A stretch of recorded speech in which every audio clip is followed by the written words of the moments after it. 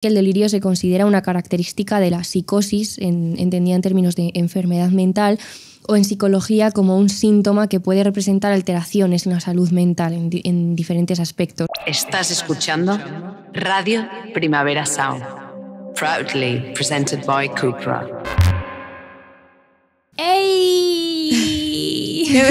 ¿Qué pasa, amigas? ¿Cómo estamos? Ay, como que qué alegría tengo cada vez que tardamos en venir al estudio, ¿eh? Es que, chicas, el último episodio lo grabamos en la Feria del Libro de Xixón y... Que, por cierto, muchas gracias a todas las que vinisteis, que fue una tarde muy bonita, allí grabando en la calle, que a mí me resulta un poco estrambótico porque me desconcentro mucho con lo que está sucediendo por allí, pero fue precioso. Había ladridos de perros, gritos, porque había una personalidad literaria desconocida. Esto que No pasa sabemos quién es. Claro, esto que pasa en las ferias, que de repente hay fans. Sí. Pero bueno... Pero estuvo genial. Pero estuvo muy bien. Estuvo y genial. las chicas muy majas. Así Sí. que un beso a todas las que vinisteis. Muchas eso. gracias. Y a Víctor de Pepitas de Calabaza, que nos ayudó a un asunto. Es verdad. Nos resolvió un asunto. Es que voy a contar esto porque es gracioso, en plan, queríamos poner los Que lo fragmentos. contaste en el directo también, ¿eh? Claro, pero... Ah, es verdad, eso ya lo ha escuchado la gente. Claro, claro. Entonces no lo cuento. No lo cuentas. Bueno, simplemente pedí ayuda a Víctor. Buscaste al riojano que podía ayudarte, Sí. que siempre está bien. Eso sí. es mejor. ¿Algún parte que nos quieras dar riojano hoy? Me voy, tengo aquí la maleta en el estudio de la República Independiente de la Radio porque me voy acto seguido a Arnedillo con un bus a Soria que me ha costado €1. Con el verano joven, El verano de Pedro joven. Sánchez. Oh, Dios mío, verás. En el último episodio en Spotify Vale. una persona puso Pedro Sánchez y Misión. Bueno, sí, Pues o sea, en este ¿qué- caso, qué vamos a Dimisión, pero que no me quiten mi euro. Claro. Para ir a Soria, que me costaba 19, si no. Bueno. Sí. Entonces me voy a Arnedillo. Esta noche voy a dormir fresca, voy a dormir tapada, voy a dormir A gusto, como un arbusto. sin estar remojada en mis propios fluidos. Ya, la verdad es que, chicas, hemos de decir que no hemos dormido nada esta noche. Sí. Por el calor que hace en Madrid, porque no estamos bien, entonces venimos con un poco las Pero bueno, neuronas como todo el mundo. a Y hay medio gente gas. peor, ¿eh? Por ahí, que hace más calor en otros sitios. Bueno, sí, claro, en el Sahara no están bien, No, pero en Andalucía y por ahí mis Claro, niños, sí, madre mía, ya. tienen unas temperaturas que yo seguramente explosionaría. Claro. Entonces, pues voy a Arnedillo. Entonces, es que, hija, este cuerpo está contento, este cuerpo está salseante. No, ha sido abrir el micro y de repente... Y vengo del podólogo. Es verdad, el papiloma de Inés, que es otro update. personaje de Punzadas Sonoras. Mi papiloma ya está. Me ha dicho el podólogo que va muy bien, Inés. Me Es ha verdad, dicho, lo ha muy dicho. bien va. Dice, esto en 2 semanas está solucionado. Esto está solucionado, Y se tío. ha celebrado. Que madre mía, el papiloma, la guerra que me ha dado. Y se me ha felicitado por mis dotes de enfermera. Es verdad, Mis Paula. habilidades de enfermera. Paula, hemos pasado una nueva etapa en nuestra relación, Sí. que es un poco como relación de octogenarias, que es que me cura, Sí, me hace claro. curas. Sí, hija, sí. Entonces, pues nada, Sí. esto es el amor. Si no, que baje Dios y lo vea. Bueno, estamos preparando los shows bartesianos estos días, con todo el calor. Para cuando esto salga, el de Barcelona ya estará hecho. Ya estará Entonces, hecho. gracias, chicas, por venir al show de Barcelona. Esperamos que haya salido bien. Y el de Madrid estará a punto de ya, ser. sí. Que además hemos hecho como esto que se llama sold out, Esto que se llama, ¿eh? que yo estoy en contra. Esta cosa, ¿el qué? Del inglés. sold out. Del Es que inglés. no sé cómo dónde poner las tildes. En este caso no es tanto pronunciación. Pero bueno, se ha hecho sold out. Entonces agradecemos desde aquí a todas las personas que vais a venir, que la Inés enajenada del vídeo de promoción, pues os lo agradece Claro, profundamente. es que ese vídeo, esto gracias a Lucía Pérez, que nos hizo el vídeo. ¿Pérez? ¿No es Pérez? ¿Es Pérez? Joder. Yo creo que no, pero bueno. O sí. Sí, igual ¿Pérez? sí, ¿eh? Oroz. Claro. Ah, es verdad. Joder, Pues- tío. Lucía, un beso. No Lucía. sabemos cómo te llamas, al Lucía, parecer. lo mejor. Yo creo que sí, lo sé, pero bueno. Sí, entonces hemos estado estos días, la verdad, bastante enajenadas preparando el show artesiano. Yo estoy soñando con Bartes, en fin. Claro, le amamos, ¿no? Le amamos. Le amamos. Pero claro, llega un punto ya cuando solo lees sobre esta persona, ¿no? Estamos como en delirio con él. Sí. Ayer tuve varios momentos en el día que miré a Paula fijamente en casa y le dije, Paula, no es demasiado bartesiano. Y yo, ¿el show más bartesiano? ¿Quieres decir que hemos vendido como que es el show más bartesiano? Sí. Pues hombre, no creo. Entonces ahí estamos. Nada es demasiado bartesiano. Nada es nunca. Cuenta tu movida. Ah, no, yo solo hoy quería en la intro como un poco recomendar una canción, porque me he visto muy representada por esta canción en los últimos... ¿Sabes estos momentos? Una cosa que te voy a decir. Bueno, verás. Una cosa que te voy a decir. Mírame lo que te estoy haciendo. ¿Quién te ha enseñado esta canción? Pero si lo iba a decir. Ya. Paula Ducay. Vale. Es que luego se me acusa de cosas en el podcast de Blanca a la Casa y yo tengo que defenderme aquí, defender mi honor. Sí, es que Paula me copia muchas veces las canciones, pero en este caso ha sido ella, ha sido un descubrimiento que es Casi 30 de Groupies, y me pasó que no me pasaba hace tiempo porque no escucho música, o sea, desde que Literal. los podcasts existen yo ya no escucho música, pero me pasó que me puse mis cascos estos gigantes que he descubierto que no los uso para escuchar música, sino para la cancelación de porque sonido. como cojo No la muchos- cancelación, sino la cancelación de sonido. como cojo muchos buses y muchos trenes que suenan mucho, he descubierto esta maravilla y entonces yo me los pongo pero no escucho nada. Es solo para estar en tu burbuja. Pero en este caso estaba yo pi caminando por la calle yendo al fisio porque, en Claro. fin, ¿no? Los especialistas que estoy frecuentando últimamente son una cantidad bastante grande y entonces me puse salió esta canción en una playlist que ha hecho Paula y dije, ¡ah! ¡Chulísima! Entonces, chicas, os la recomiendo un montón, esto era todo. Te tienes que cantarla. Casi 30. Y he traído un verso de la canción, se dice así. 2 versos, sí. Que dice que tengo casi 30 y cada día pienso menos en lo que al final no fue. Y luego, no, pero yo te iba a se hacer corta. un coro. Luego en la siguiente estrofa, Claro, o algo como así, que se contradice y dice que que tengo casi 30 y cada día pesa más lo que al final no fue. es que la letra de esta canción Es increíble, me es que encanta. somos. Sí somos. A pesar de que tú no tienes casi 30, la que Bueno, tiene voy a casi hacer 30 soy 26, yo. ¿eh? Wow, va a hacer 26, chicas. El otro día me pasó que le dije a una persona, Paula tiene 28 años, No. o sea, 29 años, va a Sí. ser 30 ya. Lo dije. Y luego al rato estábamos en una parada de bus en Valencia y me miraste muy seria y me dijiste, Paula, ¿cuántos años tienes? Y yo no me lo puedo creer. Porque pensaba que tenías 30 ya, hija. Yo qué sé, te quejas No. tanto de la vejez que es que ya me pienso que eres más vieja. En fin, ¿Qué voy a decir? escuchad Casi 30 de No Groupies no y ya tengo está. 30. Y ya está, y tened un momento íntimo por la calle en la que suena Casi 30 y todo. Un momento íntimo, con vosotras mismas. Y caen, que a mí me pasó eso, cosas de los plataneros. Polen. Sí, que te hace estornudar. Sí, sobre todo a ti que tienes alergia. Bueno, yo creo que igual podemos empezar, Podemos empezar. con la movida de hoy. Podemos empezar.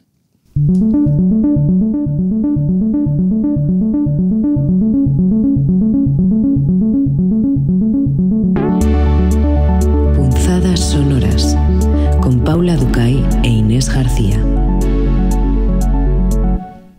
Mírala cómo se concentra la tía mientras suena la música, ¿eh? Ves mis ojos de repente pasando al plano filosófico, Sí, ¿eh? sí, Es sí. que es una transformación. Me estaba haciendo bastante gracia pensar en que hemos pasado de hablar de que tengo casi 30 y de repente voy a citar a la SEFA, que es la Sociedad Española de Filosofía Analítica, Sí. un sitio que yo frecuento virtualmente Sí. bastante. ¿Podrías frecuentarlo no virtualmente? En plan, estas personas tienen una sede. No lo sé si tiene una sede o Ole- es todo virtual. Olerá como cerrado, ¿no? Ay, Paula, mis niños analíticos. Pido perdón. O sea, estas gentes son las más listas de la filosofía, esto hay que admitirlo. Entonces yo me callo. Yo puntito en la boca. Puntito en la boca. Bueno, hoy vamos a hablar de un tema que ya habréis visto en el título, ya he dejado de hacerme la misteriosa, que es el delirio.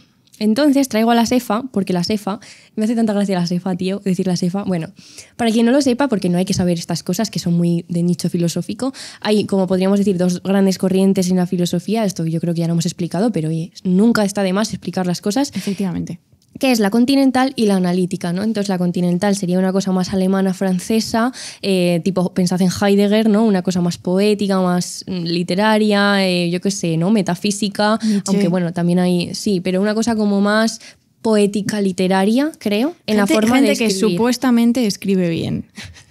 Con frases muy largas. A ver, es que luego, fenomenología, pim, pim. Luego ¿no? lo lees Estas y no lo cosas. entiendes, también te digo. Pero bueno, es como bonito. Sí, depende, ¿no? Pero bueno, luego está la filosofía analítica, que se entienden mejor, creo, por oposición, que es anglosajona. O sea, esto está escrito en inglés, ya Sí. sea en zona euro o en zona Norteamérica, que se hace mucho en de hecho en universidades americanas, ¿no? De Estados Unidos. Entonces la filosofía es mucho más científica, ¿no? En contraposición con esta que decía que es más poética. Está escrita en un inglés que se entiende, hasta yo lo entiendo, ¿no? Está en un inglés como Con súper... frases cortas, que es como Sí. se escribe en inglés. También porque realmente. no está pensada para ser literariamente o narrativamente bonita, iba a decir, pero bueno, ¿no? Estético. Como estéticamente elevada, sino para que se entienda y para ser claros y concisos y tal. A ver, claros, luego también de nuevo. Depende del tema. Claro. Pero de hecho, para que entendáis la distinción, en la Universidad Autónoma de Madrid, cuando nosotras estudiábamos, por lo menos supongo que seguirá así, el departamento de filoanalítica estaba en lingüística. Está en otro módulo. Están exiliados. Está en otro sitio, ¿no? Los pobres. Y esta distinción, pues la filosofía filosofía analítica, aunque es verdad que se comparten temas porque anda que no se habla de identidad y metafísica y epistemología desde la filosofía analítica, son sus temas, pero está más pensada, creo, como a una cosa, como decía, más científica, y unos temas, pues hay mucha filosofía de la mente, bueno, ¿no? Las cosillas. Nosotras, filosofía del lenguaje, todo esto. Entonces, en la SEFA, que es esta página web que decíamos, hacen entradas que son muy buenas, me parece. Esto lo tendría que decir Jesús el santo Vega, al que le rezo todas las noches, que es Jesús Vega, que era nuestro profe de epistemología, de hecho. Pero bueno, me parece muy guay porque hay distintas entradas, es una especie de diccionario donde una persona pues te cuenta, así de manera rápida, pero a la vez me parece muy profunda, pues algo acerca de un tema. Y en este caso hay una del delirio, que está escrita por Pablo López Silva. Entonces él habla del delirio como algo que, dice, ha sido asociado históricamente con una desviación de las formas comunes del pensar y actuar humano, ¿no? Como una desviación. De hecho, la etimología de la palabra viene del latín delirium, que es como de, y lirium hace referencia a la lira, que era el arado, ¿no? Porque tiene que ver con algo que él cuenta que se hacía en la antigüedad, que es pedirle a una persona que hiciera un surco en la tierra con una vara para ver su estado mental. Entonces, cuando la persona no era capaz de hacerlo bien, de hacerlo recto, se aplicaba esta palabra delirium, que hacía referencia pues, a un comportamiento extravagante o anormal. Y es verdad que en cada momento histórico se ha asociado el delirio pues, con distintas características. Quizá más en la antigüedad, porque esto ahora no está bien dicho, es como especista, pero es comportarse como una bestia. O sea, esta persona se supone que no tenía comportamientos humanos sino inferiores, ¿no?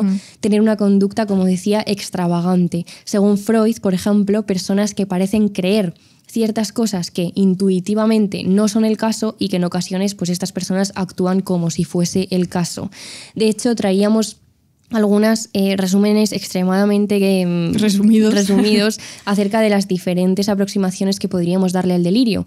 La más evidente es la psiquiatría, porque el delirio se considera una característica de la psicosis, entendida en términos de enfermedad mental, o en psicología como un síntoma que puede representar alteraciones en la salud mental en diferentes aspectos.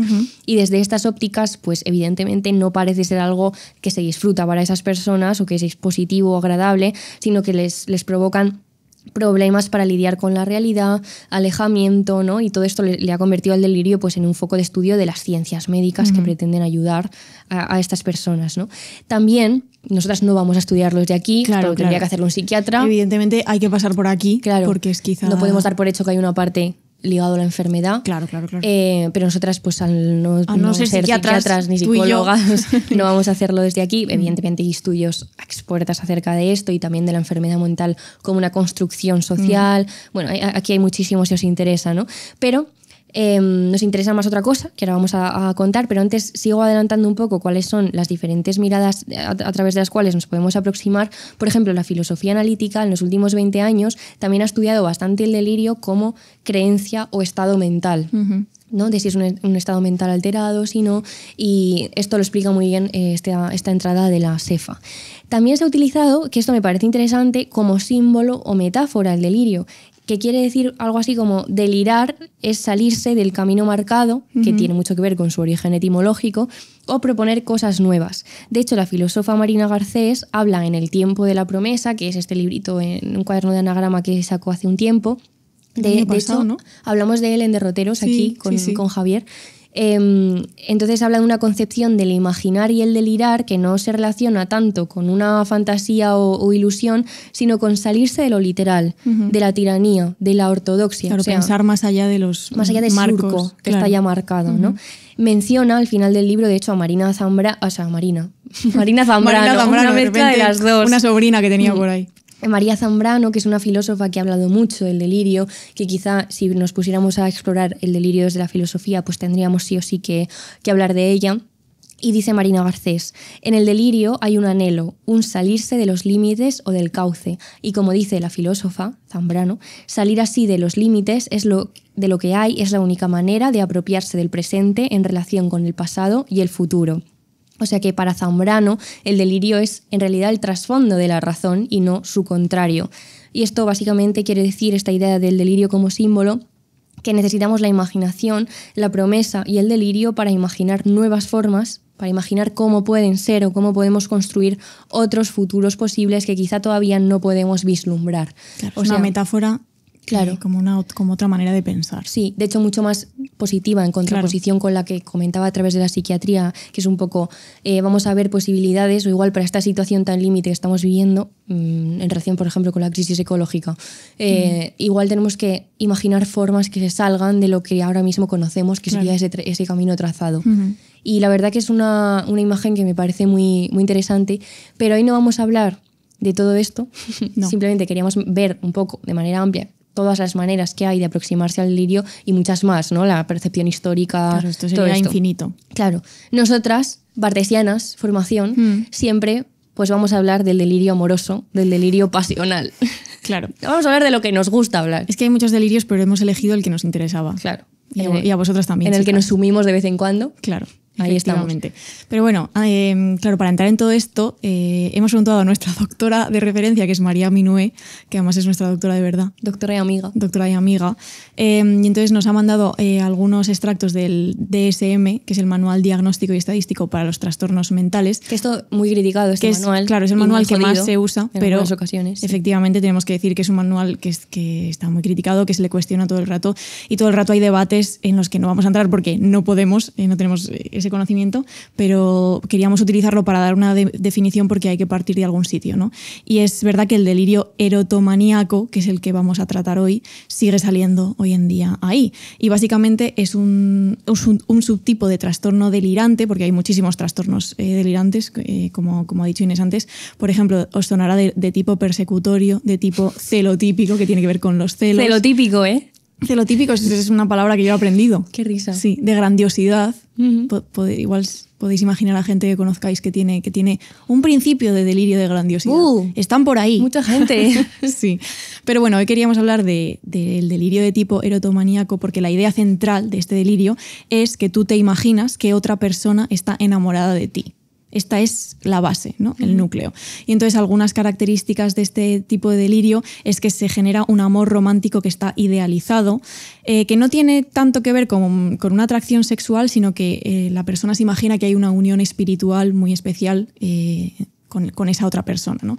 Frecuentemente la persona sobre la que recae esta convicción delirante ocupa un estatus más elevado, tipo, yo qué sé, un jefe, por ejemplo, o un profesor. Incluso puede ser un desconocido, alguien famoso con el que te obsesionas de manera muy, muy fuerte, ¿no? Y muy profunda. Y entonces queríamos hablar precisamente de la erotomanía. Es que decir erotomaníaco me cuesta mucho, vamos a decir erotomanía. Porque en el siglo XIX, de Clerambault, que era un psiquiatra y un etnólogo francés, describe la erotomanía como la ilusión delirante de ser amado. No del ser amado, que es un ser que se menciona mucho en este podcast, sino de ser amado. O sea, de que tú eres amado. O sea, yo me imagino que Inés está enamorada de mí y entonces yo empiezo una serie de acciones que se sale mucho de la norma y entonces ahí es donde se da este delirio. Para buscar signos donde no los hay o cosas así, ¿no? O tengo comportamientos en los que, pues, ¿sabes? Ya. No estoy bien. Claro. Estoy bien. Y para ir viendo todo esto vamos a hacer una breve historia de este concepto a través de un artículo que se llama La erotomanía y el fundamentalismo, que es de Marcos Zurita, porque él cuenta que es un término que ya se utilizaba en la Grecia antigua y que estaba asociado a la idea de exceso de amor. Y estos excesos estaban ligados a los delirios, las fiebres o incluso los ataques catalépticos, que lo he buscado porque le he dicho a Paula, ¿qué es esto? ¿Qué es esto? Y es perdón por esto, pero una disfunción neurológica por la cual la gente se queda como tiesa, sí, y no se puede mover y todo esto, ¿no?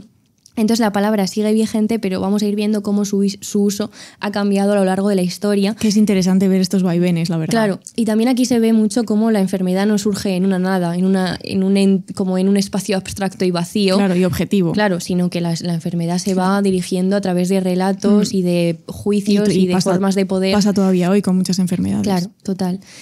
El primero que se nombra en esta historia es Plutarco. Es que me hace gracia, tío. Ya. Plutarco. Sí. Vale, para él la erotomanía era una enfermedad general causada, como decía, por el exceso de amor. También Galeno, este famous médico de la Edad Antigua, describe el caso de una joven que está afligida. Entonces Galeno comprueba que el pulso de la paciente se vuelve extremadamente irregular cuando de repente está en presencia de un actor conocido de la época. Entonces Galeno llega a la conclusión de que el origen de estas manifestaciones corporales, como el aumento de pulso, son por el exceso del amor hacia el artista. Esto Yo he tenido épocas... me pasaría a mí con Pedro Pascal. Bueno, es que a ti con Pedro Pascal te pasa que te explota la cosa con la que te midan los pulsos. Sí. ¿Con qué cosa te midan los pulsos? Pues será con... Te ponen una pinza en un dedo, Eso ¿no? es para el oxígeno también. ¿Ah, sí? Igual, No, pero el hombre, Galeno la pinza esa no la tendría, ¿eh? Galeno igual ponía dedo ahí en el cuello. Ponía dedo, Galeno ponía dedo. Ponía sí. dedo y ya está. Ponía dedo. Yo he tenido épocas, tengo que decirte, que en presencia de cierta persona en el mismo habitáculo que yo, hubiera explotado lo de la tensión que te miden. Hubiera explosionado. Lo de la tensión que te miden, ¿eh? No sé si me subía o me bajaba, te tengo que decir, Hombre, ¿eh? te subiría, ¿no? Me subía el pulso. Como podéis ver, no somos médicos. Pero me quedaba muy aplatanada.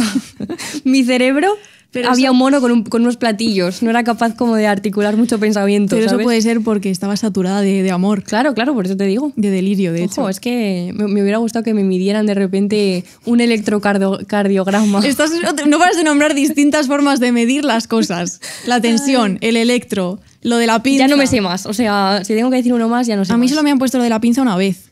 Sí, Sí. a mí varias. A ti últimamente te ponen de todo, hija. A mí me ponen de todo. Sí. Bueno, esto ya me pusieron una vía en la tripa, tío. ¿Qué cojones es esto? O sea, yo no lo pasé bien. Medicación No lo pasé subcutánea. bien, se pero tuvo bueno. que gestionar. Bueno, es otro tema. Seguimos, ¿no? Más allá de Plutarco y Galeno, damos un salto pues al siglo XVII, porque hija, Porque si contamos toda la historia de la erotomanía, nos quedamos aquí 100 años. En el siglo XVII se añade un nuevo matiz y es que se separa un poco de esta idea del amor platónico y pasa a ser entendida como la práctica en exceso de amor físico. O sea, aquí ya más ligado a la ninfomanía. Luego, en el siglo XVIII hay una ola de localización somática de estas enfermedades mentales. Entonces es como, a ver, ¿dónde ponemos, en qué parte del cuerpo situamos la erotomanía? Pues evidentemente en los órganos sexuales femeninos. claro, que ahí es donde está todo lo malo. Y ahí se la rebautiza como furor uterino. Eso es todo lo que sucede. Y aquí se empieza pues, a anclar este término al campo femenino. Claro. En el siglo XIX se asocia la masturbación, la homosexualidad, las perversiones. Aquí creo que es donde se ve un poco más el ejercicio de poder, Claro, de poner la enfermedad, o sea, situar donde la te enfermedad interesa. en donde tú quieres Sí. para que el Además, relato- de manera literal en el cuerpo, donde Claro. tú quieres en el cuerpo, y de manera metafórica, donde tú quieres en los usos, las prácticas sociales, la sexualidad de la gente. Claro, total. Y luego ya en 1920, por ejemplo, de Clerambault, que era el que has citado antes, publica el caso de una mujer que aseguraba que un tal George V o Quinto. George, Es un rey. Es un rey, dime que no es un rey. Claro, es el rey. Ah, ¿y por qué me pones George? Pues porque estaría así en el artículo que leí. George. Un tal George V. Pensaba que era en plan, como Claro, George como- Vázquez. Jorge V. A Jorge Quinto. Que era el rey. Hola, no me había enterado. Perdón. Es que qué tía, ¿eh? Un tal. Y yo, ¿qué dice? ¿Qué dice Te un juro tal? que pensaba, George, en plan Velázquez. Velázquez. ¿sabes? George Velázquez. Pido perdón, Jorge Quinto. Ya ha cambiado la movida. Bien. Sí. De hecho, tiene sentido. Claro, luego leía lo siguiente y pensaba, ¿por qué? Bueno, perdón, pero esto ha sido una confusión Nada, chica, que se ha gestado en mi cabeza. Esto pasa porque hace calor y recordemos que estamos al final. Este es el penúltimo episodio de Punzadas Sonoras, por cierto. Es verdad. Y se llega como se puede. Se llega como se puede. Pensaba esta chica que Jorge V estaba enamorado de ella y que le hacía saber ese amor pues a través de un código secreto, que era básicamente abrir o cerrar las cortinas del Palacio Real. Entonces, de Clerambault dice, fíjate que es el orgullo y no el amor el sentimiento que se pone en este caso en juego en la erotomanía. Se aleja más de esta idea platónica, del amor platónico. Y Zurita, el autor del artículo, señala que de Clerambault marca el núcleo delirante en lo que él llama el postulado fundamental, que se ve muy bien en esta cosa de las cortinas del Palacio Real, Sí. que es básicamente que es el objeto de amor el que ha comenzado a amar y el que más ama. Es decir, esa chica pensaba, a través del amor que ella sentía hacia Jorge V, que era Jorge V el que le había empezado a amar y que la quería. Claro. Y por eso lo hacía saber a través de Y las... que él la quería más. Claro, sí. o sea, es que el sujeto delira o imagina que es el objeto de amor quien en realidad le ama. Exacto. Este es un poco lo que quiere decir. Y dice, las características del objeto a lo largo de los años varían en sus formas, pero no en su contenido. Son personas que ocupan rango social superior de privilegio. Ayer reyes, ¿no? Jorge V, George V. George V. Hoy celebrities, pero también se les puede dar, como decía Paula, pues a una persona que está por encima de ti.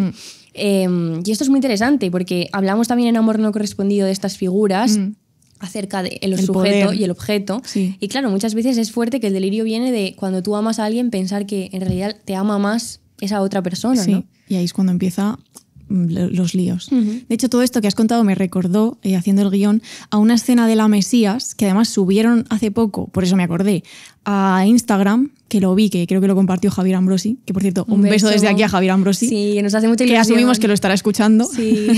que nos gusta mucho que nos escuche. Y justo pensaba en La Mesías porque hay una escena en la que el personaje de Macarena García, Irene / Resurrección, vuelve, creo que es en el capítulo, no sé si el último o el penúltimo capítulo, vuelve a la casa de la familia con sus hermanas y entonces están comiendo con la madre y todo el percal. Y entonces Irene se da cuenta de que la hermana mayor, que es Aina, que está interpretada por Cristina Rueda, ella cree que está teniendo una relación con el príncipe Felipe.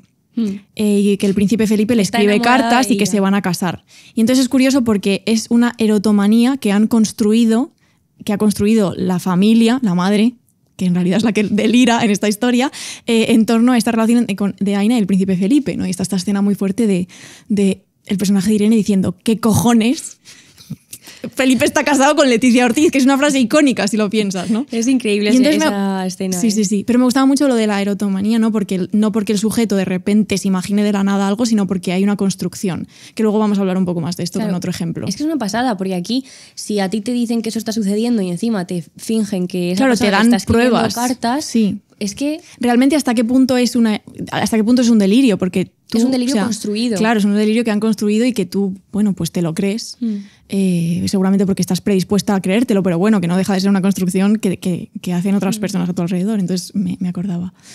Entonces, chicas, para seguir hablando de todo esto, lo que vamos a hacer es adoptar una visión literaria, porque como hemos dicho ya repetidas veces, no somos psiquiatras, ni hace falta tampoco, y queríamos un poco hablar del delirio como fenómeno o como representación cultural, ¿no? Hablar de los usos culturales del delirio amoroso. Y queríamos empezar hablando de la locura femenina, porque como hemos visto en ciertos puntos de la historia, la erotomanía o el delirio amoroso se ha vinculado con la mujer y con el cuerpo femenino, esto que decía Inés del el furor uterino, que tiene gracia, como para ponerlo en una camiseta, furor uterino.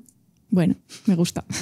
Y entonces queríamos empezar a reflexionar sobre los usos culturales del delirio amoroso a través de esto, ¿no? De la locura femenina. Y para eso hemos leído un ensayo que se llama El mal de las mujeres, de Elaine Showalter, que está publicado en Barlin Libros, cuyo subtítulo es Locura y feminidad en la cultura inglesa de 1830 a 1980.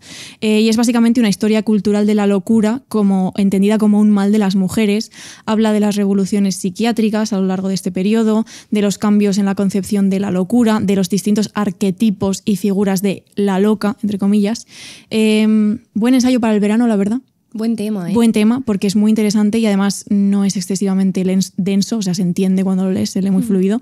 Y es muy curioso porque en la introducción del libro, Showalter cuenta cómo para los románticos la loca victimizada era casi una figura de culto. Y en este periodo la locura femenina se podía concebir o bien como algo que estaba sometido fácilmente a la razón masculina, por supuesto, ellas las locas, ellos los racionales, ¿no?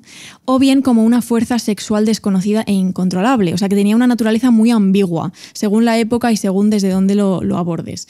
Y entonces, para pensar todo esto, de la naturaleza ambigua de la locura femenina, Showalter nos propone 3 figuras, que son las que vamos a explorar ahora. La suicida Ofelia, dice, la sentimental Jane la loca y la violenta Lucy o Lucy. Entonces queríamos empezar hablando de Ofelia, que es este personaje de la tragedia famosísima de Shakespeare, Hamlet, porque cuenta Showalter en El mal de las mujeres que el origen de estas figuras se puede rastrear precisamente a este personaje.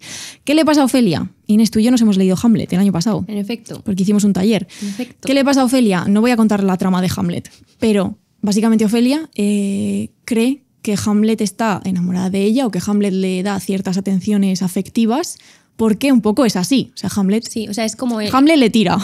Le tira ficha. Le tira ficha. En la trama, digamos que es el interés romántico. Sí, Ofelia efectivamente. Ese es su papel. Actúa como interés romántico. Pero Esa es una expresión que he aprendido de ti, Paula. Sí. Sí, lo dices. Ah, mira. Y está genial. Como que es muy de narrativa, Sí. ¿no? El interés romántico, claro.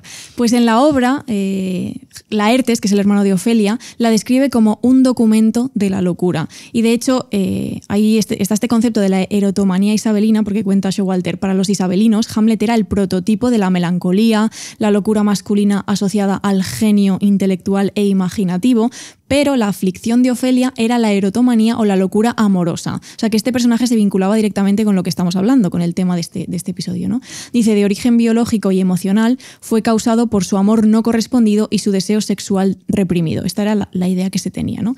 Y quizás el arquetipo de personaje que se ha querido construir en torno a Ofelia es un personaje que enloquece por amor y que se termina suicidando por el rechazo de Hamlet. Que es verdad que Hamlet en cierto momento la rechaza y la maltrata, ¿eh?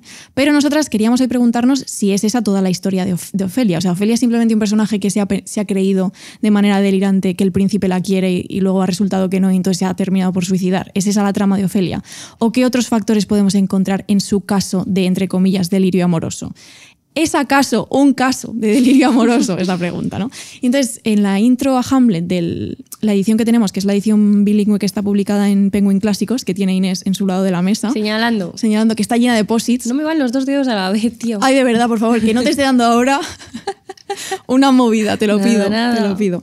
Entonces, en la intro a Hamlet de esta edición es de Alan Sinfield, que es un teórico shakespeariano y uno de los padres de los estudios queer, es básicamente un señor muy listo, que además siempre relaciona las obras de Shakespeare con temas de género y con temas queer, entonces es muy interesante leerle. Y en uno de los epígrafes de la intro, que se llama Patriarcado y locura, él cuenta que cuando vemos a Ofelia por primera vez en la obra, Laertes, su hermano, le expresa la necesidad de renunciar a sus deseos y a las ideas que ella se ha formado, supuestamente, respecto a su relación con Hamlet. Y ella responde con sumisión porque, bueno, es un personaje femenino de la época que está subordinada a lo que los hombres a su alrededor le digan, ¿no? Polonio, que es el padre de Ofelia, dice Sinfield, rechaza sistemáticamente las percepciones de Ofelia. No es de extrañar que se vuelva loca. Es decir, que ella considera que las atenciones que le profesa el príncipe sí que son sinceras y que son reales, pero su padre todo el rato pone en duda la interpretación de Ofelia. Entonces, ella, o sea, ve sus propias interpretaciones y su propia confianza en lo que ella está pensando minada poco a poco. Claro, es una disociación entre lo que ella siente y piensa que está pasando y experimenta. Y el resto de gente te dice, no es eso. No es eso, te estás equivocando, ten cuidado y no te hagas ilusiones, básicamente. Esto también es exacerbado por el propio Hamlet, que no es un personaje inocente ni mucho menos, porque él en un momento dado le llega a decir, nunca te he dado nada, a pesar de que, bueno, si leéis la obra, pues igual no es así, ¿no? La insulta ante la corte, le maltrata, o sea, ahí también hay todo un lío con Hamlet, ¿no? Pero nos seguimos preguntando, ¿no? ¿Es erotomanía lo que sufre Ofelia? Porque ella cree que Hamlet le profesa afectos porque él así se lo da a entender, sobre todo al principio de la obra, y entonces creemos que la locura de Ofelia no viene por un delirio de pensar que Hamlet la quiere cuando no es así, sino que más bien surge de todo este contexto patriarcal, de negarle lo que ella sabe que es cierto, del maltrato emocional de los hombres que la rodean. Todo esto está en la intro, ¿no? También hemos leído un artículo que se llama El camino a la locura, Ofelia en el arte de Shakespeare, de Gustavo Figueroa, donde él también reflexiona en esta línea, porque, recordemos, Laertes, el hermano, la insta a olvidarse de Hamlet, pero luego hay otro personaje, que es el único personaje femenino de la obra, además de Ofelia, que es la reina Gertrudis, que por el contrario anima a Ofelia a perseguir esta cosa con Hamlet. Y le dice, Ofelia, deseo que tus altas bellezas sean la causa feliz de la locura de Hamlet. Así tendré esperanzas de que tus virtudes le volverán a llevar a su camino habitual. Porque recordemos a todo esto que Hamlet está loco, o sea, gran parte de la trama de la obra gira en torno a la locura de Hamlet y a lo que le ha pasado, ¿no? Y entonces podríamos decir que es el ambiente de la corte y todas estas manipulaciones de quienes solo buscan el poder lo que causa en Ofelia justo lo que has dicho, una disociación entre lo que ella piensa que es cierto y lo que los demás le dicen que es cierto. Y esto le lleva a la locura y al suicidio. Es como un personaje controlado por todos. Claro. Y además de manera contradictoria. En distintas direcciones, porque eso, lo que hemos dicho, el padre y el hermano por una parte y luego la reina, que es realmente la única que la trata bien en ciertos momentos, pues la anima a, sí, tú adelante con mi chiquillo, ¿no? Entonces dice Figueroa, si su personalidad, la de Ofelia, se proyecta unilateralmente en el orden del amor, el medio, o sea, lo que le rodea, presiona entre la tolerancia y prohibición, el fomentar y proscribir, la franqueza y la maledicencia, el honor y el oprobio. O sea, todo el rato están estas contradicciones, ¿no? Y es muy curioso el arquetipo que se forma en torno a este personaje, porque en su momento se presenta a Ofelia como loca de amor, porque esto era útil y fue muy fructífero en un momento concreto. De hecho, Showalter en El mal de las mujeres habla de cómo surgieron un montón de cuadros y representaciones artísticas en torno a Ofelia en la época victoriana. Se convierte en el paradigma de la loca. De hecho, las actrices que iban a representar a Ofelia en el teatro, para prepararse para el papel, lo que hacían era visitar manicomios, porque se pensaba que esa era la puerta de entrada al personaje, ¿no? De hecho, los psiquiatras a veces incluso vestían a sus enfermas de Ofelia con guirnaldas de flores en la cabeza y como túnicas.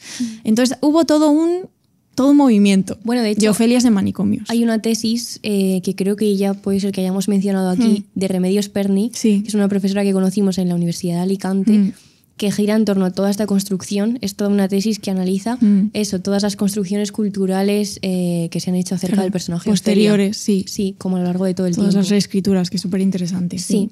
Y para Showalter, la autora del libro que nombraba Paula, hay otras dos figuras en el imaginario romántico que complementan a esta de Ofelia y simbolizan dos aspectos de su personalidad. Como adelantaba Paula, una de ellas es Jane la loca, que es una pobre sirvienta que enloquece cuando su amado la abandona o muere. Y la fuente original es la balada trágica de Jane la loca de M.G. Lewis, que en este caso no es un rey, No. de 1800. Sí. Y este personaje, Jane la loca, se convierte en una figura reconocida porque empiezan a aparecer relatos en torno a su figura. Y este arquetipo básicamente consiste en ver a Jane como una dócil e inofensiva lunática que se dedica todo el rato a rememorar a su amor perdido. Claro, la balada es básicamente, estaba enamorada de Pepito, fíjate Pepito que me ha traicionado, qué triste estoy, qué triste estoy. Claro, no sale de ese bucle. Está en internet, por cierto, la balada. Es un poema, básicamente. Y dice la autora, no es difícil adivinar el atractivo de Jane la loca. ¿Qué podía ser más femenino y respetable, menos amenazante para el padre dominante o el hombre desleal que lo que ella hacía? Para los escritores del romanticismo, Jane la loca era una imagen tierna de la vulnerabilidad femenina y un recordatorio de lo beneficioso que resultaba la dependencia afectiva de las mujeres hacia los hombres. Aquí inevitablemente pienso en Juana la loca, personaje patrio. Sí. Acerca de todo esto, yo tuve un momento que me dio por ahí y estuve leyendo muchos artículos sobre Isabel de Castilla y Juana desde una perspectiva historiográfica pues feminista, o bueno, que un poco lo que hace es repensar estos personajes que tienen tanto peso en plan de relato, o sea, que se ha construido. Cosa que todos tenemos en el imaginario ciertas cosas muy ancladas y habría que ver de dónde salen. Y Juana loca es una loca de amor por Felipe el Hermoso, con este cuadro de Padilla que está en el Museo del Prado y en tu habitación, porque me encanta. De ella besando a su marido cuando ya ha fallecido, acompañando la tumba, el féretro a través de toda Castilla, ¿no? Como creo que es un buen ejemplo también de Juana como loca de amor. Y luego me acuerdo que leí varios artículos de profesoras de la Complutense que un poco repensaban todo esto y decían, ojo que también esta locura ha sido más bien utilizada, como en estos casos, para encerrarte en un monasterio y quedarme yo con el poder, claro, ¿no? Muchas veces, claro. En fin. Es lo que decía la cita, ¿no? De Showalter, de qué útil es, ¿no? Claro, y qué beneficioso. Útil, tú no puedes, no estás bien, descansa. Claro, concebir a la loca como alguien como dócil, claro, ¿no? alguien y sumisa. A la que hay que controlar, cuidar, esconder el control bajo la forma del cuidado. Claro, bueno, que esto todos los encierros psiquiátricos. Claro. Tenemos aquí un montón de autoras, en plan Janet Frame, todas estas que han hablado pues justamente de esos encierros, que no se sabe muy bien. Vamos, sí se sabe. Pero bueno que no tenían que ver con una locura en realidad, sino con lo que te venía bien. De control. Un beso desde aquí a nuestra amiga Lola, por cierto. Es verdad que está estudiando todo esto. Está estudiando todo esto y nos pasó bibliografía también. Un montón. Y está estudiando, bueno, no sé si puedo decir lo que está estudiando Lola. ¿Puedo decirlo?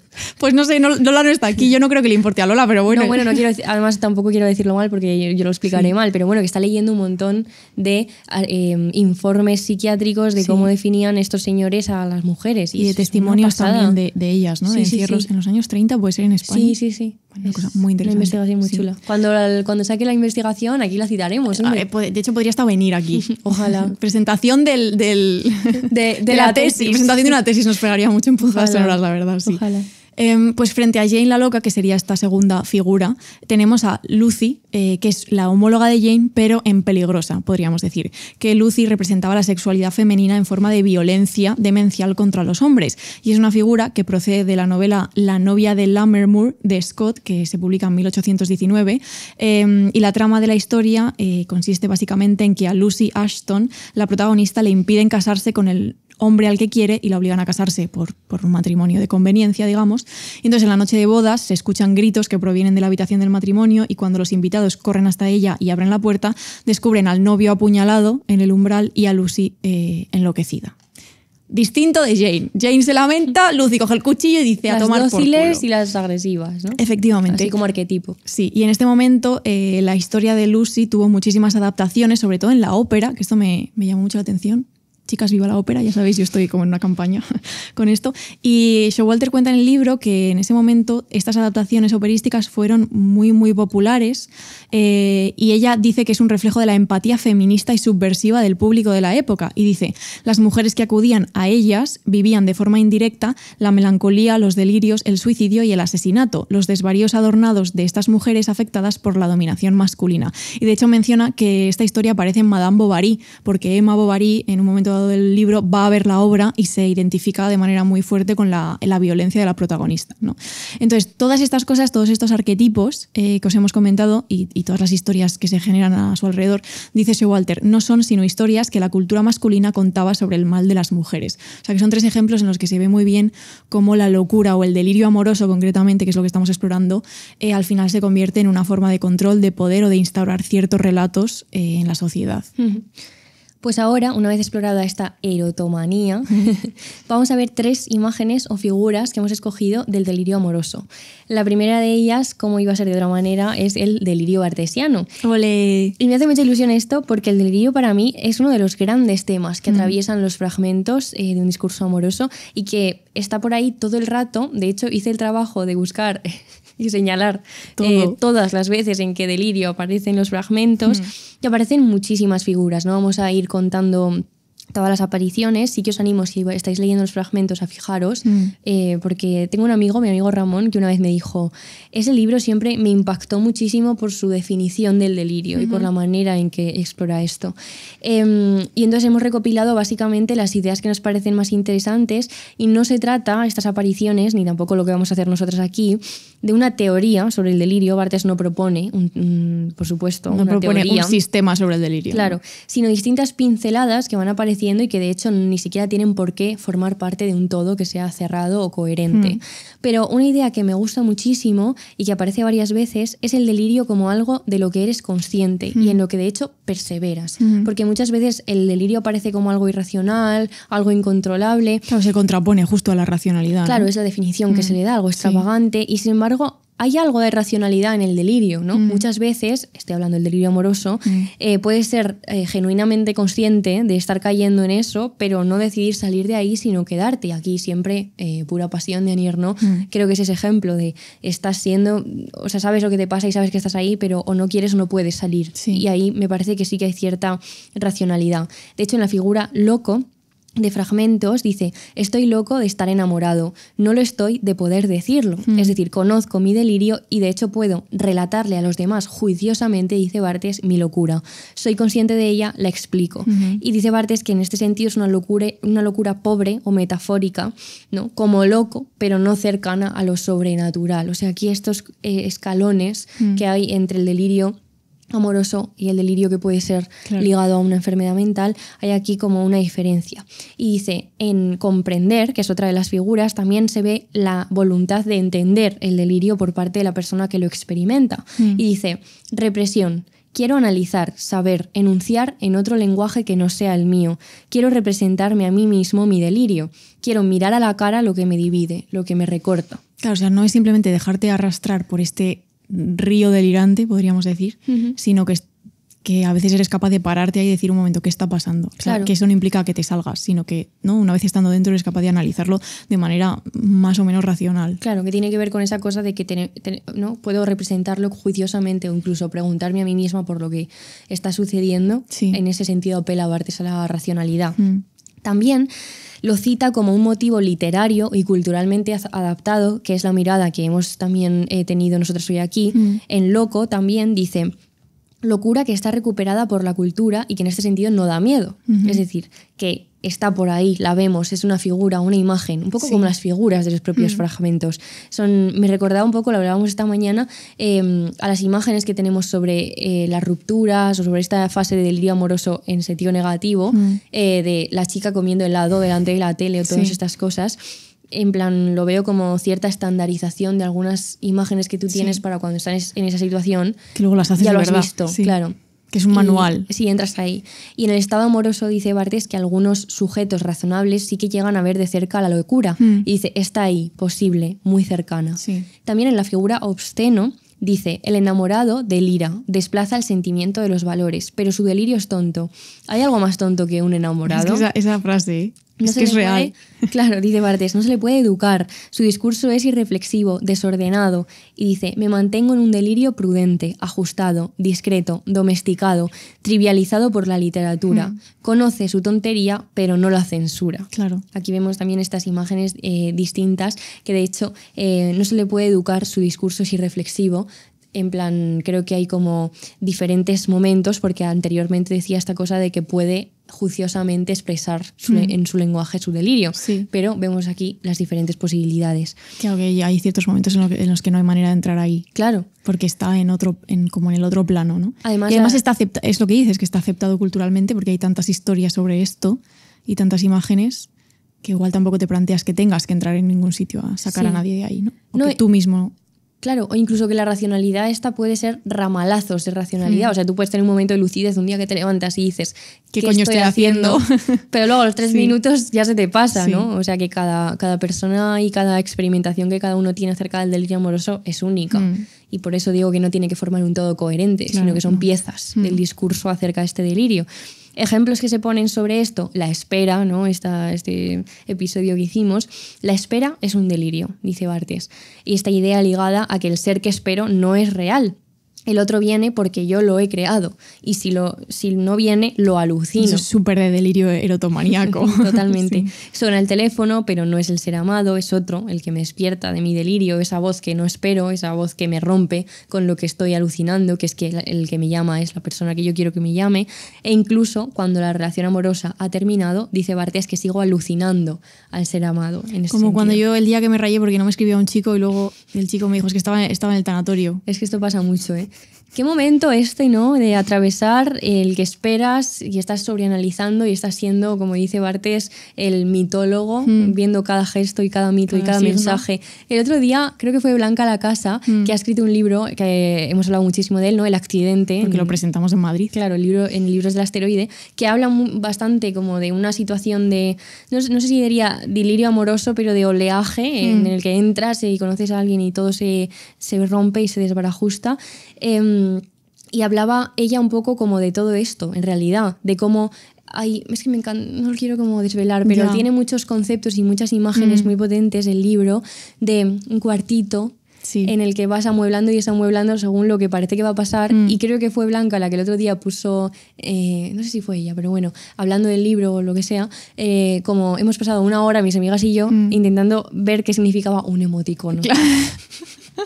Es que esos momentos. Y es súper delirio porque caes en oleadas de arriba o abajo, te vienes como eufórica o depresivo, en plan, nada, ya está, esta persona no me quiere, o al segundo te manda un emoticono que a ti te parece espectacular. Claro, y de repente dices, todo está bien. Claro. Y he tenido un delirio en todo este día. Sí. Esto se ve genial en el accidente. De estos vaivenes, que además es todo mega falso, por eso para mí es muy delirante, porque tú piensas que porque te ha mandado ese emoticono, te ha dicho no sé qué, ya sabes todo lo que hay en su cabeza, luego en realidad no sabes nada. Y luego eso te dura no sabes nada. 20 minutos. Y la otra persona puede estar siendo políticamente correcta, o yo qué sé, puede estar diciéndote lo que se le ocurre que no va a causar un problema, y ni siquiera lo que te manda es real. Es que es todo como... qué bruma, ¿eh? Ya, hija. Lo quites totalmente, no nos vemos. Sí, 100%. Es muy fuerte. El otro día leyendo a Barthes preparando el show, creo que era en La Cámara Lúcida, que hay una frase que es el casi, régimen atroz del amor. Y yo, Blanca, de Barthes, se lo mandé. Es muy fuerte, ¿eh? Es que es un súper atroz, además. Es súper del accidente. Sí. Pero... Chicas, El accidente, buen librito de verano también, ¿eh? Que no pesa nada. Buenísimo. A la playa, todas con él. O al río. Total. A donde sea que vayáis. Y de hecho, Barthes piensa todo esto a través, que me parece muy interesante, a través de la obscenidad. Porque es obsceno, dice, pensar en suicidarse por una llamada que no llega, con todo lo que está pasando en el mundo. Esta idea de no poder relativizar y que de repente lo más importante se vuelve una cosa mínima, como puede ser un gesto o una palabra o un emoticono, ¿sabes? Sí. Que eso también está muy bien explorado en Pura Pasión, de Annie Ernaux, de hay gente por ahí muriendo de hambre. Menos mal que no tenía Annie Ernaux WhatsApp en ese momento, te digo, porque si nos hubiese muerto la... También te digo que el WhatsApp, por lo menos, tú mandas un mensaje y en unas horas se supone que te contestan, se supone, pero cuando tenían que esperar la carta o la llamada telefónica, bueno, ¿no? Ya, las esperas se... Wow, esperas prolongadas. Sí, pero igual estaban más acostumbrados a esas esperas prolongadas y tenían más aguante. Nosotras es como, le he mandado un WhatsApp, no me contestan media hora y ya me pienso que ha sucedido una hecatombe. Sí, es verdad. Y luego está en el tanatorio, se ha muerto una tía segunda. Es que esto pasa. Estamos muy contaminadas por lo inmediato. Claro. Claro, no, estamos bien. Pero imagínate esperar en casa que llamen al teléfono. Yo me imagino, claro, catatónico, te quedas ahí... Catatónico, no ya pensando... ¿Catapléjico? No sé, pero... Cata algo. Pensando en te montas todas las películas posibles acerca de, no, primero, no me quiere, ¿no? Esto no me va a llamar nunca. Como en deshojando una margarita, claro. Luego ha tenido un accidente, o sea... Está muerto de repente. Si tienes que esperar 3 días, bueno, no me extraña que la Annie se quedase sin comer, sentada mirando al horizonte pensando que no vengan mis hijos que me rompen mi delirio. Claro, sí. Porque de repente me tengo que poner a ser una persona... ¿no? Que articula palabra. Entra David y me jode esto. Sí, no, es muy fuerte esto. Y también habla Barthes de si podemos salirnos del delirio o darnos cuenta de esa realidad. En la figura ¿por qué? Dice, un delirio, sin embargo, solo existe si despertamos de él. Y considera que no hay sino delirios que los llama retrospectivos. Es decir, un día entiendes lo que te ha pasado. Qué bien me viene esto para lo que voy a contar ahora, joder. Aunque tú creías sufrir por no ser amado, esto es exactamente lo que hemos contado con de Clerenbolt. Exactamente. En realidad sufrías porque creías ser amado. O sea, tú te crees amado y abandonado. Claro. Y esto es un delirio. O sea, esta cosa de que tú piensas que el objeto amado te ama pero no te está dando lo suficiente. Y es que seguramente... Uy, te lo digo golpes. Yo acabo de dar un golpe. Seguramente lo que está pasando es que no te amaba. Claro, pero dentro de tu delirio eso no encaja. Claro, es me ama pero me abandona. Claro. Me ama pero no lo suficiente. Claro. Y en realidad es que no te ama. O sea, es que claro, amiga, date cuenta. Y después de mucho tiempo, dice Barthes, de que pase el tiempo, básicamente te das cuenta de que quien lo ama no es forzosamente a quien ama. Claro, es que esto es fuerte. En Exilio, es quizá mis frases favoritas acerca del delirio, que dice: la pasión amorosa es un delirio, pero el delirio no es extraño. Todo el mundo habla de él, está ya domesticado. Lo que es enigmático es la pérdida del delirio. ¿Se entra en qué? Esa es muy buena, esa frase. ¿Qué hay después del delirio? ¿Una mirada retrospectiva a asumir lo que te ha sucedido? ¿O qué hay? ¿En qué estado entras? ¿En qué lugar? Ya. Es que, buena pregunta, lo vamos a dejar ahí. Y queríamos recomendar simplemente muy rápido un artículo que se llama La verdad del delirio amoroso, de Platón a Dolan. Perdón, es que he pasado todo un proceso, ahora lo tengo que contar, en el que se ha parado un señor durante igual 1 minuto y medio, un señor que ha empezado a hacerme así. Le ha gustado, le estaba gustando. Se ha quedado así. Y yo, menos mal que está hablando Inés. Y ahora ya se ha ido, ha seguido su camino. Para los que no te estén viendo, básicamente el señor ha hecho gestos. Perdón, sí. Perdón. Se me olvida que no todo es un video podcast. Perdón, es que ha sido extremo. Ha sido extremo. Es que yo tengo que gestionar que hay gente en la calle. Y esto ha sido extremo. Entonces, este artículo que decía de Milena Azul Lozano habla de una película que se llama Los amores imaginarios, de Xavier Dolan, que no hay persona que más ame en el mundo que Xavier Dolan. O sea, este amor es que esto es eterno e infinito. Y habla de su conexión de esta peli con fragmentos de un discurso amoroso. De hecho, es básicamente lo que queríamos es recomendaros la peli por si queréis ver los fragmentos en peli. Porque es una reescritura, básicamente. Sí. Y de hecho, el epígrafe de la película es: no hay más verdad en el mundo que el delirio amoroso, de Alfred de Musset. Y Dolan relata las diferentes caras del delirio de la pasión, como hace Barthes en los fragmentos, pero a través de testimonios y luego de una historia, que es que un chico y una chica básicamente se obsesionan con el mismo chico, que es Nicolás. Entonces, esto es nada, básicamente por si queréis ver todo esto en una película de gente guapa, sí. Sale gente pues guapa. La buscas por ahí porque no está en ningún sitio, también te digo. Esto es un jaleo. ¿Y cómo de fuerte es que una persona se llame Milena Azul? Buen nombre, la verdad. Jolín, para un personaje está genial. Sí. Bueno. ¿Cuál es nuestra segunda figura, Paula? Bueno, es una imagen que hemos titulado Charles Arrowby, erotómano de manual. ¿Cómo se nota que este título lo he puesto yo, porque es como, ¿sabes? Sí. No se sabe lo que dice hasta que yo os lo cuente. Es muy ducayano. Ducayesco. Ducayista. No, ducayesco. Ducayista es como ideológico, ¿no? Ducayesco. Ducayesco me gusta. Suena a catarescu. Cartarescu, Mircea, sí. Bueno, ducayesco. Es Mircea, ¿no? Sí. Vale, un beso desde aquí. Cuéntanos. ¿Está vivo? Sí. Sí, vino, ¿no? ¿Vino? Vino a España casa hace poco. Sí, no Bueno, sé. Viene tanta gente. Hija, estuvo Rebeca Solnit en este estudio hace poco. Por cierto, no hemos hablado de esto. Es verdad, muy Igual fuerte. estás en la silla en la que se sentó Rebeca. Que le hizo una entrevista a Javier en Derroteros. Fuerte. Tenemos que escuchar. Bueno, Sigue. entonces, A ver. en el artículo sobre los delirios que nos pasó nuestra amiga María Minué, se decía sobre el trastorno erotomaníaco. Algunos sujetos con este subtipo, especialmente varones, se ven envueltos en problemas legales a causa de sus intentos por conseguir el objeto de su idea delirante o de sus intentos por rescatarle de algún peligro imaginario. Bueno, chicas, pues esto es justo lo que sucede en El mar, de Iris Murdoch, que es una novela muy gorda, que de hecho en España está publicada en Lumen. No hemos traído al estudio el de Lumen porque pesa mucho y aquí los anglosajones han sido más livianos y ligeros, y entonces hemos traído la versión inglesa. ¿Cómo se llama? De sí. De sí, claro. De sí. De sí, que Inés me ha dejado traerla al estudio. Fue idea tuya, de hecho, que a mí me sorprendió. Es que me parece muy bonita esta edición. Son muy bonitas estas ediciones. Hay toda una colección de novelas de Iris Murdoch con la misma estética y yo las voy coleccionando. Bueno, es una novela de 1978 que ya digo que es muy larga. Ganó el premio Booker este año y es básicamente una obra maestra. Este año, es decir, cuando se publicó en el 78. Qué susto, ¿eh? Este año no sé quién ha ganado el Booker, la verdad. Bueno, es una obra maestra. Buena recomendación también para el verano porque es el único momento en el que podemos leer libros de este calibre paginístico, que es mucho.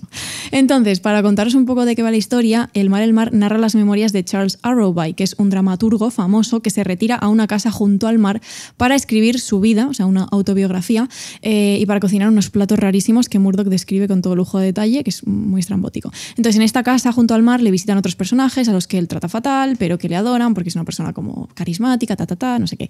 Y entonces la aparente tranquilidad de Arrowby en este sitio costero termina cuando se encuentra de repente con Mary Hartley, que es su amor de juventud, que es una muchacha en su juventud, ahora ya una señora, con la que Arrowby medio estuvo, pero no llegaron a estar juntos, pero se querían y se prometieron, pero no llegaron a estar, porque luego pues la vida les llevó por otros lados y ahora ella vive con su marido en este sitio.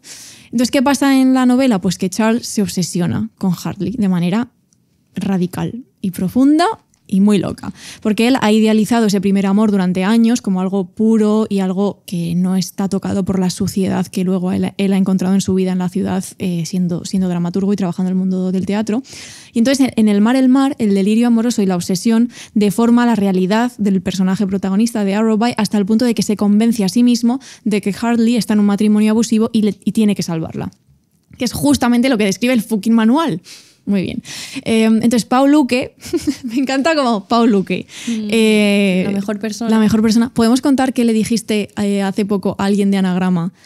Que estabais hablando de escritores de Anagrama. Y dijiste, Paul Luque es perfecto.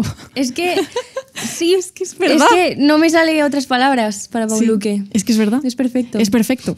Y no solo es perfecto, sino que es la reencarnación de Iris Murdoch. Esto es una cosa que le dijimos en México, en la FIL. Y él, en este ensayo que hemos recomendado hasta la saciedad, que es Las cosas como son y otras fantasías, tiene un capítulo sobre el mar. Y dice: Arrowby se persuade de que también Hartley desea eso, fugarse con él, y no le importa que en ese momento ella sea incapaz de verlo. Arrowby será paciente, pero vencerá y así resucitará un pasado que no existe. Esta es la fantasía que alimenta el mar. Porque lo que hace Arrowby en la novela es dejarse llevar por su propia fantasía de que Hartley siente y quiere lo mismo que él, que es pues fugarse juntos y que estén juntos, ¿no? Él es incapaz de ver a ella como sujeto que tiene sus propios deseos y que igual no quiere lo que él quiere, ¿no? Y dice Luque, la fantasía no busca descubrir al otro, sino preconcebirlo, construirlo para nuestros propósitos e intereses, que es exactamente lo que hace el delirio también. O sea, podríamos sustituir fantasía por delirio amoroso y nos saldría la misma ecuación, ¿no? Él no intenta comprender a Hartley como una persona que quiere otras cosas y no puede arriesgarse a aceptar que realmente Hartley no le corresponde y que está bien en su matrimonio y que no va a querer fugarse con él, ¿no? Y en el delirio de Arrowby todo encaja a la perfección, por eso es un delirio. Porque las personas que forman parte de su fantasía se equivocan, o sea, él cuando intenta convencer a Hartley de que se fuguen juntos y ella no quiere, él piensa, bueno, claramente está atrapada y no puede pensar por sí misma, por tanto es mi ¿sabes? Mi fuerte. deber, ¿no? Entrar ahí. Es fuerte, como el delirio amoroso en el que supuestamente estás locamente enamorado de otra persona, conlleva no verla, Sí, anularla, claro. pensar que ella es lo que tú quieres que sea. Es O sea, es efectivamente. una forma de amor completamente, o sea, no sé si decir abusiva, pero que ciega. Sí, sí, claro. O sea, tú no. amas lo que quieres que sea esa persona, no lo que esa persona es. Claro. Es porque fuerte Es esto. que amar a lo que una persona es arriesgarse a que esa persona no te ame. O sea, el amor es eso. O que haga cosas que a ti no te gustan. Claro. Claro. Pero el riesgo del amor no el delirio, sino del amor, es justamente ese. Es lanzarte ahí a un vacío, a un abismo. Y a ver qué hija, pasa. pues si te despeñas, estás despeñado, ¿sabes? Sí. Exacto. Entonces, en el delirio de Charles Arrowby todo gira en torno a la figura de Hartley, que como veíamos al principio del episodio, es una de las características del delirio amoroso, que todo gira en torno a esa persona que tú te piensas está locamente enamorada de ti. Podríamos decir que la historia que cuenta Murdoch en esta novela es un muy buen ejemplo de erotomanía en la ficción, porque eso, él construye este delirio donde todo encaja. Y al final de la novela, que por eso decía que me venía muy bien lo que estabas diciendo de Bartes, Charles Arrowby comprende en parte lo que le ha sucedido y en una carta al marido de Hartley escribe: me encontré en un estado de delirio y les causé a usted y a su esposa muchas angustias inútiles, algo que lamento. Uy. ¿Qué es lo que has dicho de a veces un delirio solo lo ves cuando ya has salido, ¿no? Este es un pequeño spoiler, pero es que realmente no es una novela como para hacer spoilers, Hay que ¿sabes? leerla Me igual. refiero que da igual que yo os haya contado esto. Es como Mad Men, hay que verlo. Y vamos a acabar con una tercera figura del delirio por celos o el delirio por comparación, que podría ser algo así como la... He de decir, perdón, que lo del delirio por comparación, que esto no es una categoría real de la psiquiatría, esto es una cosa que... No, son nuestras tres figuras. Claro, por eso, Claro. que la gente que no tal, sí. No. Y podríamos decir que es algo así como la erotomanía en tiempos de Instagram, lo hemos llamado, porque hemos empezado con Bartes, hemos seguido con Iris Murdoch y ahora pues vamos un poco una cosa más contemporánea. Que tiene mucho que ver con esto que estamos hablando de no me responde al WhatsApp. Sí, vamos a verlo. El libro se llama Soy Fan y es de Sina Patel, que está editado en Alfa Decay, que además me hace mucha ilusión porque fui librera para Alfa Decay en la Feria del Libro de Madrid. Y vendiste Soy Fans. Pero pasó una cosa muy guay con este libro que me gusta bastante, que es que la gente tenía reacciones totalmente en plan... Apuestas. O sea, como opuestas y viscerales. Era, me ha encantado o odié este libro. No encontré a nadie que dijera, bueno, sí, lo leí, sin más. No, Sí. era totalmente visceral. A nosotras, por supuesto, nos ha gustado, estamos Sí, en ese equipo. Por eso está aquí en la mesa. Sí, y en Soy Fan hay una chica joven que tiene una relación con un hombre con el que quiere estar, pero él no la corresponde de la misma manera, tiene otras relaciones con otras mujeres. Y básicamente, en el lenguaje de TikTok, esto es una delusionship, ¿vale? Que yo todas estas ship, las relationship, no entiendo nada, pero Paula sí, entonces es una delusionship, que es imaginarse un futuro con alguien que está fuera de nuestro alcance, que tiene mucho que ver con estas formas de delirio amoroso que hemos comentado. Ellos son amantes ocasionales, pero él le da largas, cancela citas, no se acuesta con ella y él tiene su atención puesta pues, en otras mujeres. Su esposa de 20 años, que vive en Mallorca, y una influencer que, claro, esta es su exnovia, pero lo interesante de esto creo que es que al ser influencer, la narradora tiene mucha más capacidad de obsesionarse con esta persona porque muestra su vida. Claro, hay información. Claro, hay muchísima información. Tú puedes estar todo el día viendo a ver si sube una story y poniendo las notificaciones para ver lo que está haciendo todo el rato. Esa ¿no? campanita. Esto nos da Instagram. Esto nos da Instagram y tantas otras cosas. Hay que asumirlo. Sí. Y entonces es curioso cómo el delirio amoroso se articula en este libro porque la protagonista no solo se está obsesionando con el objeto de su amor, que sería el hombre en cuestión, sino también con la mujer que además está recibiendo más atenciones que ella al ser amante de este hombre. Entonces ella lo que hace es básicamente stalkear por Instagram y construye además la identidad, pues ella, al ser influencer, como decía, a través de las redes sociales. Y entonces el delirio, por eso lo habíamos llamado así, viene más por la comparación que la narradora establece entre ella y la mujer con la que está obsesionada, de hecho así la llama, que por la falta de atención del hombre.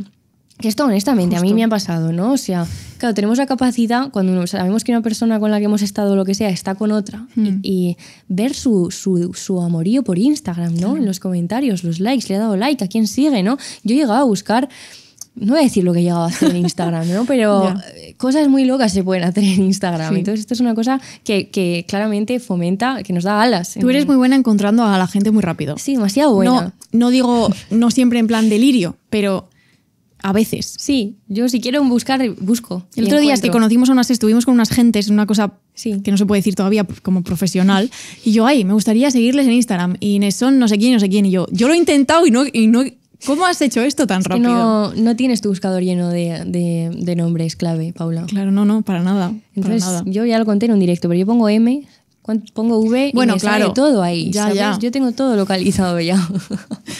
Entonces el delirio en este sentido con las redes sociales y además en el libro se utiliza como herramienta narrativa, o sea, no es algo que se intente esconder con este monólogo de la protagonista que además está en primera persona, sino al revés, se dice explícitamente la mujer con la que estoy obsesionada y así se construye toda esta historia. De hecho yo creo que hay gente que lo detesta quizá por abrumarse, por este delirio y la obsesión abruma. A ver, el estilo del libro es muy particular, Claro. pero yo creo que está muy bien construido. Sí, y hay una cita donde se hace explícito este mecanismo que la narradora tiene también para autoengañarse, que dice: descarto que borre todas las pruebas de mí, de su vida, llamándome Laura National Trust en su teléfono. No es conveniente para la historia que me cuento a mí misma de nuestro amor entre estrellas y obviamente destinado a suceder. Claro. Es que ya es consciente de lo que ha armado, Claro. del autoengaño que ha armado. Que esto se relaciona mucho con esta cosa de Barthes de la racionalidad Claro. y el relato que tú puedes juiciosamente Tú sabes perfectamente lo que construir. estás haciendo, claro. De hecho, a través, incluso puede haber un delirio que sea más chiquito, ¿sabes lo que digo? Sí. Y que tú a través del relato y de la narración de la historia que construyes vayas fomentando tu propio delirio. Claro. O sea, igual que en lo de la Mesías son los demás los que echan la leña al fuego, también puede ser tú el que echa la leña Sí, a sí, tu propio fuego. A tu propio fuego. ¿Sabes? Entonces Sí. tiene que venir un bombero a apagarlo de fuera. Porque Los bomberos si no- son las amigas. Total. Sí. Yo ayer en casa, ¿qué te dije? ¿Cómo te dije? Paula, para. Pues cuidado. Paula, solo voy a decir que te dije, Paula, para. Y no paré. No paraste. Pero yo lo intenté. Ya, no, claro, está bien, sí. Necesitas como el equipo de bomberos, como Sí. más bomberos. O sea, Luego vinieron más bomberos. Necesito una manguera más larga. Sí. Estoy segura que no eres la única persona que ha dicho esto en la historia. Sí, de las a veces hay que personas. parar. Hay que parar, efectivamente. Y a veces no se para y ya está, ¿sabes? Bueno, hija, yo qué sé, Yo qué ya sé. se gestiona. No se puede ser racional todo el rato. No se puede ser racional todo el rato. De hecho, casi en ningún momento. Casi nunca. Bueno, chicas, entonces un poco ya para ir cerrando, hemos visto diversos ejemplos y distintas escenas e imágenes que todas más o menos hemos vivido o hemos sido testigos basadas en los fragmentos, como por ejemplo la espera, la carta, la angustia, esta necesidad que tenemos de respuesta. Los actos que rozan el delirio muchas veces son actos cotidianos en los que todas podríamos caer y caemos, chicas, y caemos. El delirio amoroso, ¿eh? El delirio amoroso, Ya sabes, sí, ya lo siempre, hemos explicado, siempre estamos pero hablando de delirio amoroso. Evidentemente no queremos trivializar con el delirio No, ni la psicótico. erotomanía, ni Claro. como tal, como enfermedad. Pero bueno, cabe preguntarse quién no ha hecho por encontrarse de casualidad con el ser amado. Guau, Inés García, guau. la reina de esto. Esas calles arnedanas, lo que han visto. Es las que la estrategias que han esquina visto. donde ponía No, sí, ya. estratégica, es que es muy Si fuerte. estoy viendo yo la plaza. Uf. Es que encima viene Paula Arnedo y yo le digo, mira, aquí Claro, tal, los aquí lugares tal. del delirio. Wow. Sí, tour por los lugares del delirio de Inés. Sí, lo que no he hecho yo, en fin, que baje Dios y lo vea. Claro, ¿quién no ha regalado algo con mucho mimo esperando una respuesta concreta? ¿Quién no ha puesto una story de Instagram para que te den un like o te contesten, Paulita? Bueno, y sin embargo, hay casos como el de Ofelia y lo que se construye en torno a ella, vemos que la erotomanía puede esconder ciertos abusos patriarcales o ciertas manipulaciones. Esto es lo que veíamos también en La Mesías, esto de la erotomanía construida. Y realmente el único ejemplo de erotomanía clara que hemos visto sería la que sufre Charles Arrowby en El mar, el mar. Y a raíz de todo esto os dejamos algunas preguntas como siempre abiertas, porque chicas, ya ha dado la hora. Nos tenemos que ir al recreo. Yo al bus, concretamente, que es cómo se relaciona el poder con el delirio amoroso. Siempre hay un componente de poder, incluso abriendo más el campo, una pregunta que me obsesiona y que se hace Paul Luque en Las cosas como son. ¿Es toda seducción un ejercicio de poder? Esto no tiene exactamente que ver con el tema, pero es que me gusta tanto sí. la pregunta. Sí que tiene, porque Así. o sea, es con esta cosa que decíamos de que el sujeto está ciego ante la persona que es, incluso tú cuando quieres seducir ya estás ejerciendo poder. Claro. O sea, ¿no? O sea, más allá de las jerarquías y de los mecanismos de poder, que quizás el ámbito en el que más se plantea esta pregunta normalmente, ¿estamos todos ejerciendo poder? ¿Sabes quién podría responder a esta pregunta pero no está aquí? ¿Quién? Sara Torres. Es verdad. Sara Torres lo sabrá. O Iris Murdoch. Bueno, también es más fácil traer aquí a Sara Torres Ojo, que a una Iris ouija, Murdoch. Una ouija. Para decirle a Iris Murdoch, es toda seducción un ejercicio de poder. Ya. Esto igual nos ha hecho, ¿eh? Es que esto creo que lo plantea Paul Luque en Las cosas como son, no sé si al hilo de la otra novela de Murdoch, que es El Príncipe Negro, que también hemos leído, o si habla también de Lolita, de Nabokov. Dos ejemplos claro. muy distintos, evidentemente. Bueno, leed las cosas como son. Yo qué sé, es que yo de verdad, como haya un oyente de punzadas que no ha leído Las cosas como son y otras fantasías, que deje de escuchar ya este podcast. Yo se lo pido. Que se lea el libro. O sea, yo os pido que no lo dejéis de escuchar.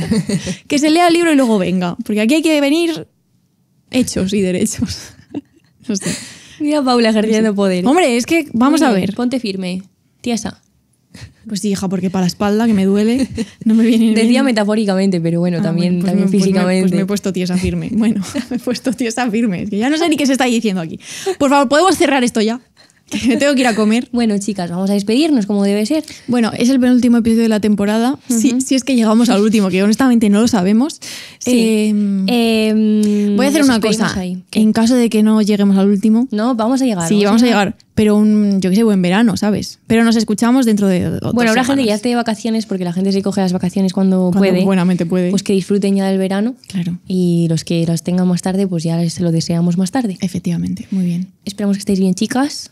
Nos vemos por Arnedillo, yo, estos días. Sí. A Paula la veréis A mí no me veréis. flotando A mí no me veréis. por la Comunidad de Madrid. Sí, y la verdad es que no. Y Paula lees la cita tú, ¿eh? Por supuesto, por supuesto. Que es de El mar, el Es mar. del mar, el mar. Ella, Hartley, volverá conmigo. Tiene que venir. Siempre ha estado conmigo y está empezando a entenderlo. Tengo una sensación muy extraña de que haberme retirado, haber venido aquí, fue una especie de renuncia al mundo hecha por ella. Hace mucho tiempo que le consagré el significado de mi vida. Le entregué mi vida y ella la sigue teniendo. Incluso si no sabe que la tiene, la tiene.